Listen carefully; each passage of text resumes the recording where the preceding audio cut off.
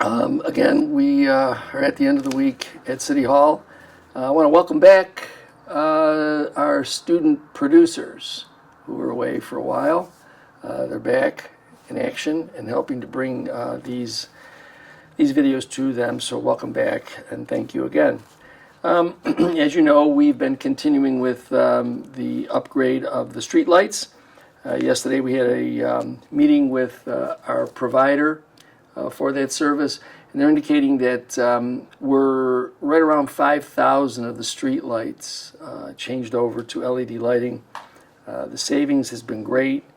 The company that's doing it has been very responsive, even to residents' questions about, a particular light being either out of service, excuse me, or in need of service. So we appreciate their work, and we're closing in on, the bulk of the activity being done.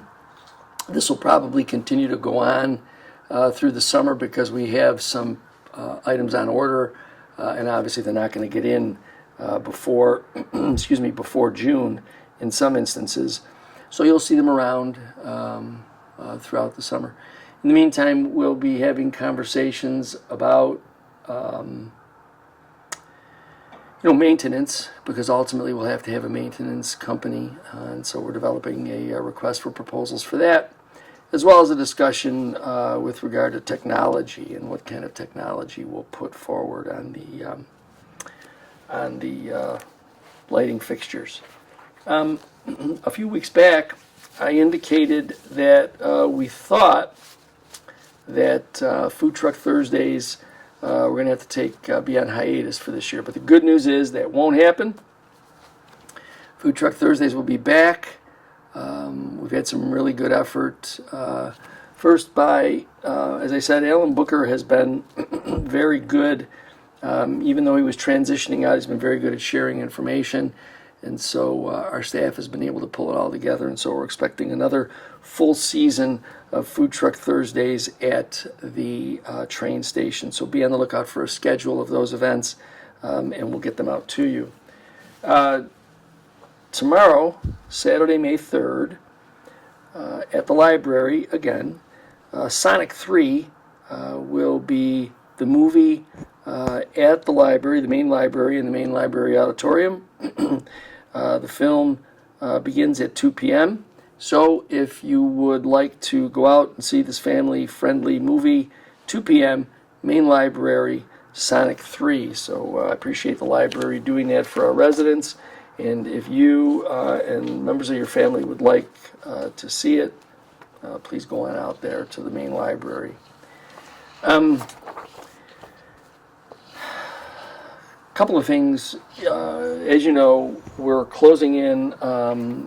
We've commenced our action to quiet title on the area, the 10th Street Park, because of course the Milstein Group refuses to acknowledge the fact that it was a park and that they failed to acquire the property in the proper way relative to state authorization through a home rule message to transfer the park and all of the conditions that are associated with the transfer of park land.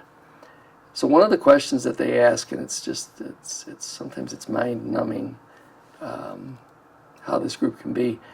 When did the city declare that area was a park? Well, not only is there photographic evidence of baseball diamonds there and people who can provide affidavit information about the use of the area as a playground and park, but we also have maps. We have been able to provide mapping, engineering, design dating back to 1942. So from 1942 through 2001, there have been a variety of maps indicating developments at that area. And again, it's just a question of trying to interfere and be difficult with the city of Niagara Falls, as the Milstein Group has done for nearly 30 years. And I guess what's difficult for me is that there are people in this community and there are elected officials throughout the region that I don't know what more they need to see. First of all, you have a group that over that nearly 30-year period have made promises for development, all of them broken promises. Over that 30-year period, they've allowed the property to deteriorate. They've sought reductions in taxes based upon the conditions that they created. And in one instance, a court actually awarded them that kind of ridiculous relief. And then, this is a group that a federal jury recently, this year, I take that back, and a federal appeals court this year upheld a federal jury's determination that this group engaged in improper loan practices to low-income communities and communities of color here in New York State. Now, I don't know how much more information, and by the way, the information is public. It's all available. There's no secret to it. I don't know how much more information people in the community of Niagara Falls and public officials throughout the region need for them to finally say enough is enough with this group. This group has done nothing but continue to be a stumbling block and an impediment to the growth of the region. They have expressed a genuine disdain for areas of the state where people are attempting, because of income status as well as demographics, to try and improve themselves. They've shown nothing but disdain for those groups. And obviously here in Niagara Falls, it's pretty clear that they have not only misrepresented plans along the way during this 30 years, but they now want to just stand in the way. They can't agree that a park is a park is a park. They acknowledge in the agreements that gave them access that upon their performance of certain tasks, if the property was to be transferred to them, right in the agreement, it says that the requirement for state approvals, both parties acknowledge that. All of a sudden, as is customary for the Milstein Group, they just, they forget the words. Like those things don't mean anything. And so, again, I don't understand how much more people need by way of evidence to indicate that these people don't care. They don't care about you and me. They don't care about this city. All they care about is their own self-interest. And it's just remarkable. So we'll continue to press ahead, force them to have to, again, suffer defeat in the courtroom. It's really pathetic, and it's really a last-ditch effort to try and see if they can, exhaust public officials and exhaust the public. But I think you have to agree that unless we do something, unless we stand up and do something ourselves, nothing's going to change. And so just recognize that our efforts are being done at an incredibly inexpensive rate to continue to show the Milstein Group that we're all fed up with them and it's time for them to move on.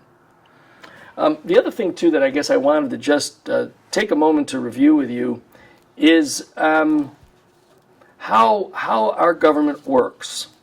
It seems to me that there are some people who get a little bit confused about that. And so there are certain provisions of this document, the city charter, that sort of spell out what the form of government is. And I'm going to go right to a section in Article 2 that says that the council shall be the legislative branch of government and shall determine policy, enact legislation, and adopt annual operating and capital budgets, perform all like acts of policy determination and legislation. The mayor, as the chief executive and administrative officer of the city and head of the executive branch of government, shall direct and administer the functions of city government and shall execute the laws and ordinances hereinafter provided. And this administrative power of the mayor as chief administrative officer is exercised through the city administrator. So when we talk about activities, the general functions of government, it's incumbent upon the executive office to prepare those general functions in a way that tries to deliver services as best as government can through the number of employees we have and the schedule of effort and service that we can to provide as much service as possible. Now, the city council has the authority to provide funding. Adopt an annual budget. This is in Article 3. Adopt an annual budget and make appropriations for municipal purposes with regard to legislative, budgetary, and capital programming as recommended by the mayor. Now, there's a reason for this. You see, our city council members under the charter, and it's not like this everywhere, but our city council members under this charter are part-time public officials. And they're people who, they've agreed to sort of lean in a part-time way, provide service to their city. And that's laudable. There's a lot of people that wouldn't and don't want to take on that challenge.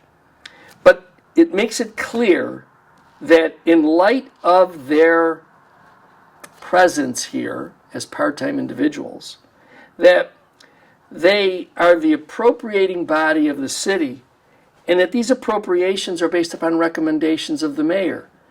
And by the way, it isn't because the mayor's office has any greater inherent knowledge. It's just that as the executive office, we're here full time. We are here every day that City Hall is open. Our departments are administering services every day, all day, at different shifts in an effort to provide service. What is probably a blurring of the lines would be when a council wants to start to manage how services are administered. Now, certainly, through appropriations, they can increase service by saying we want to add more to that department or service, or they can decrease service by subtracting revenue and saying we want to reduce that service or reduce that activity. But principally, my friends, when you want to increase services or activities by more appropriations, the only way that happens is by raising taxes. And so the city council has the authority to do that. If you want to reduce activities or services, then you're cutting back on the services for the residents. That's why the charter does indicate that these appropriations are based on recommendations of the mayor.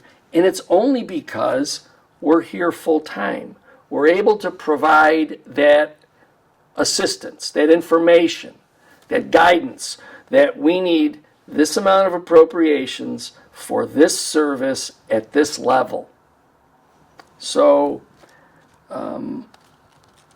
the charter goes on to indicate specifically that the council and its members shall neither give orders to any officer, employee, either publicly or privately. That means that, as the form of government indicated in Article 2, all of that's done through the executive office, by the administration that manages all of the departments of city government. It isn't to suggest that city council members are not important, don't have a role, aren't critical to government, as some public officials like to say, because I think they think it's sort of gritty. We don't work for the mayor. That's true, you don't. You work for the people, just like our office works for the people. And for the people, we want to try and provide services at a tax rate that is also acceptable. So you want to provide acceptable service at an acceptable cost. It's not a hard equation. And so separation of duties is really critical to how government can operate efficiently. I'm always available to council members and have through the entire time I've been here, obviously with the exception of COVID, because a lot of things changed during that nearly 16-month period straddling 2020 and 2021.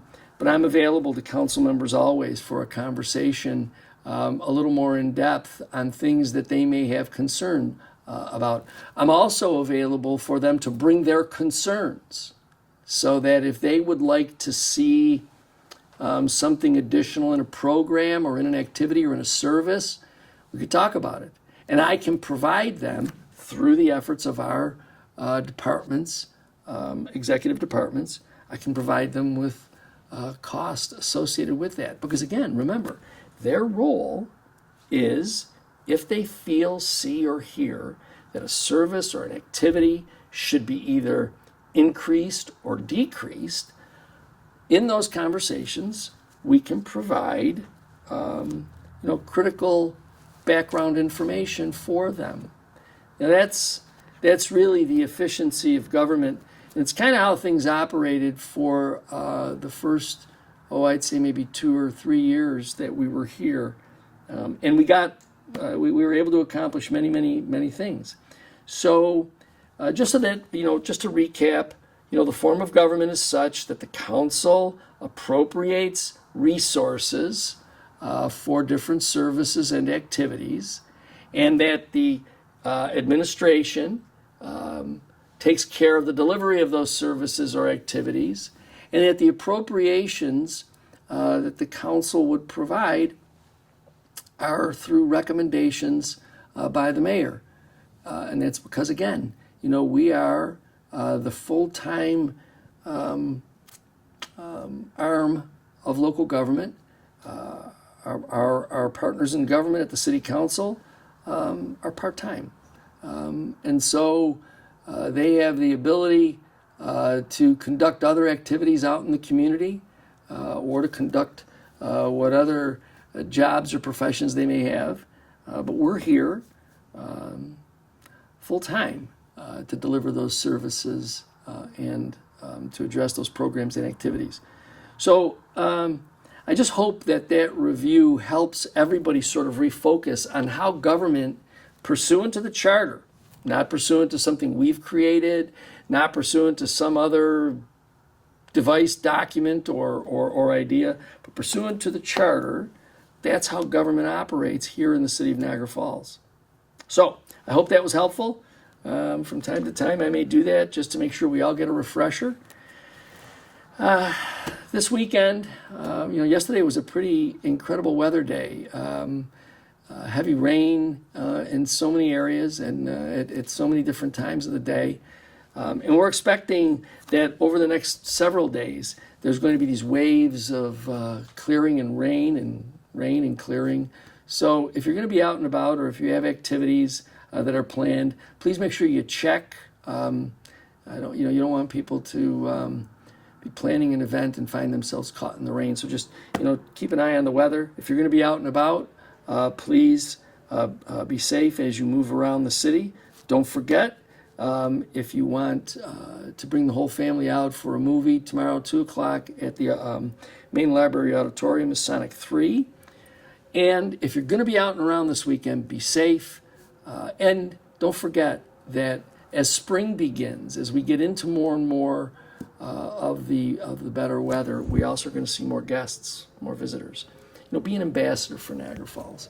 Help people who may not be from here get to where they have to be if they ask. Be patient with those who are from out of the area who may be driving on the roads. Let's put our best foot forward as we enter into our tourist season. Thank you again, and I look forward to talking to you again next week.